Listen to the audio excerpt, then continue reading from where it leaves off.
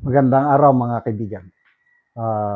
Pag-usapan natin ngayon, bigyan ng reaksyon itong magandang development sa ICC na kung saan maligaya po ang ating Tatay Digong. Nakabalos o nakaganti siya sa prosecutor na ng usig sa kanya. Okay, ito. May stock tayo ngayon sa dark chocolate or tablia. Pwede kayong mag-order dito sa number na ito, 091690000997. Limited po ang stock, kaya first come, first serve basis.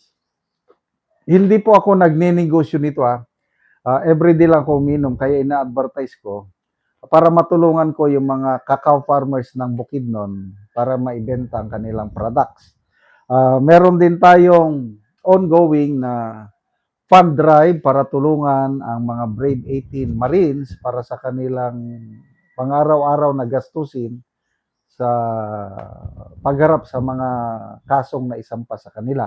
So dito kayo magpadala 0966-265-8480. Yan. Ang pangalan ng GCash na ito is Ivan Henry Sibog. Ang E is Echo Victor Alpha November. Last month, nakapadala tayo ng 250,000 pesos. So, by the end of this month, magpapadala ulit tayo, depende sa inyong suporta. Ito, magandang balita. Yung prosecutor na nang usig o kaya nagsampa ng kaso kay Tatay Digong, Mary Sigaban, na-dismiss na. Ito, DW News. International Criminal Court members voted on Friday, kahapon, to dismiss Karim Khan as chief prosecutor following allegations of sexual misconduct. The Associated Press and Reuters news agencies reported. A British barrister, Khan was accused of sexual misconduct with a female aide, allegations which he repeatedly denied. He had been temporarily removed from his duties at the ICC in June, following a report by the Executive Committee of the Court's oversight body that found he had committed serious misconduct. In all, 82 members of the court's 125 member states voted in favor of Khan's removal, while 13 voted against and 15 countries abstained. Khan, 56 years old, made headlines in 2024 when he successfully applied for arrest warrants against Israeli Prime Minister Benjamin Netanyahu and former Defense Minister Yoav Gallant over the Gaza war, as well as leading members of the Hamas militant group who have since been killed.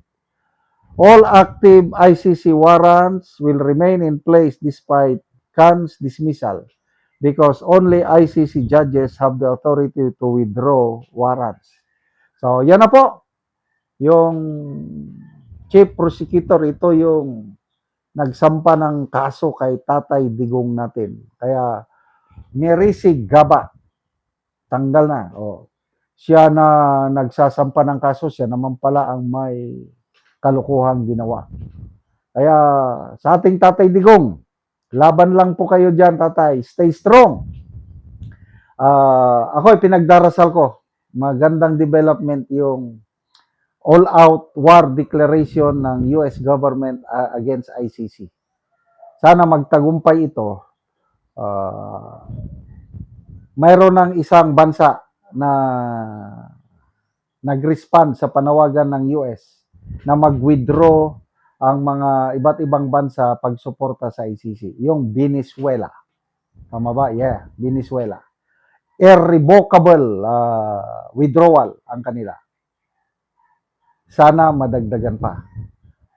Kasi over the years, sabi na rin, 5 years from now. Kasi ang pronouncement ng US is brick by brick. Kung building ba, patutumbahin nila ang ICC removing brick by brick. Kaya member states sa ngayon is ilan ba? 100, ilan ba yung member states ng 125 member states? Minus 1 na. So, senaryo lang, 5 years from now, kung hindi man maubos kakaunti na lang ang member states, hihina na ang ICC. Kung mahina ng ICC, lalo na in terms of financing, financial support, hindi na nila kayang maglitis. So, mapipilitan silang i-release ang ating Tatay Digong. Kung yung usual process lang, yung trial, nako, baka abutin ng 10 years ang trial sa ICC. Mananalo man si Tatay Digong sa kanyang kaso, baka by that time, masyado na siyang matanda. Kaya ito na siguro ang shortcut para makalabas si Tatay Digong. Withdrawal ng mga member states. So, laban lang po. Magandang pangyari sa ating bansa, kahit pinipersecute ng administrasyong ito ang mga Duterte, nangunguna pa rin sila, mga Duterte, sa latest survey. For President, nangunguna si VP Sara. Sa Vice President, nangunguna si Bongo at Senator Padilla. Sa senatorial race naman, 6 na kakampi ng Duterte pasok sa Budget 12. Ibig sabihin, buhay na buhay pa ang Duterte Magic. Sabi nga ni Professor Ronald Holmes ng Pulse Asia, yung Duterte narrative, Duterte brand of leadership, discipline, governance, yung kamay na bakal, yan, buhay na buhay pa sa diwa ng mamamayang Pilipino. Kaya ngayon, namamayagpag ang mga aliado ni Tatay Digong sa mga surveys. Salamat mga kaibigan sa inyong pagsubaybay sa channel nito. Nakakatulong kayo ng malaki sa tribong Talandig ng Bukidnon dahil ang sweldo natin sa channel na ito is pantulong po sa tribo. Namimigay tayo ng libreng yero at pako para makapagpatayo naman sila ng mas maayos na tirahan. Panoorin nyo ang video na ito. Ni anak ko diri sa balay sa tabangan na mo Ugyero. So muuna ni ang itsura sa iyang atop nga silupin lang. So muuna ni gid ang itsura sa iyang atop nga kuan na silupin lang gyud in taon.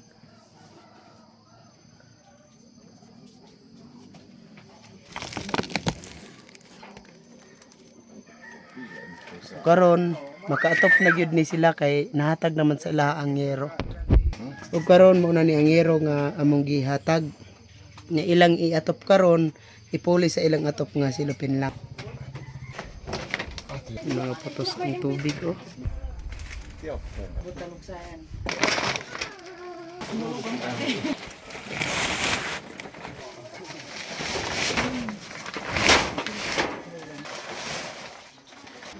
Dito ibutang dito.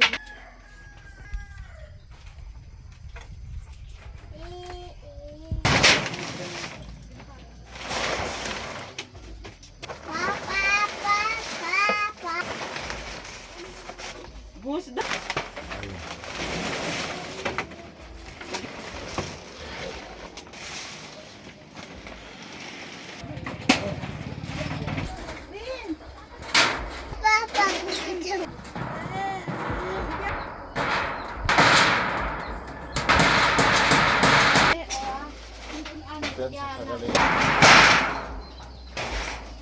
Og karon humanagid sa pag-atop ang ginatabang nga yero. Makita nato nga nindot na napulian na gid tong silupin.